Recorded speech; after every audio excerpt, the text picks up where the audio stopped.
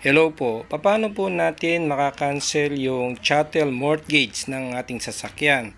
So ito po yung mga requirements na kailangan natin. Una po ay ang Certificate of Registration ng ating sasakyan. Ang pangalawa naman po ay yung official receipt ng ating sasakyan. Ano po? Bali po ito, ibibigay po nito ng bangko. At ayun po, at yung pong cancellation of chattel mortgage na galing po ito sa bangko. At ganun din po yung promissory note with chattel mortgage. So yan po ang kailangan natin. At isa pa po ang kailangan ay ang photocopy ng isang identification card natin.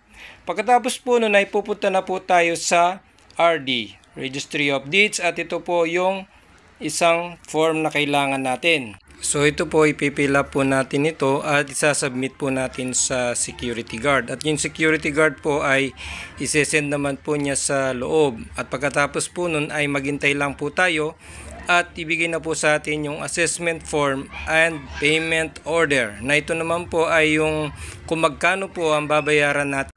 So ito na nga po, ang binayaran po natin ay 918. So ito po yung naging official receipt natin.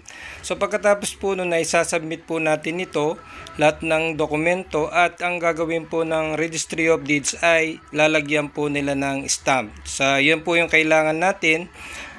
Para ito po ay para sa susunod na proseso kung paano po naman natin aalisin yung Certificate of Registration encumbered sa ating sasakyan. So yun naman po ay isang proseso sa LTO na kung paano po natin nalisin itong Certificate of Registration encumbered, na ito po ay magiging ganito na po. Ito na po yung magiging new certification of registration. So sa susunod na video ko po ay papakita ko po sa inyo kung paano po ang pagproseso nito. Okay po, marami pong salamat sa panonood at maligayang araw po sa inyong lahat.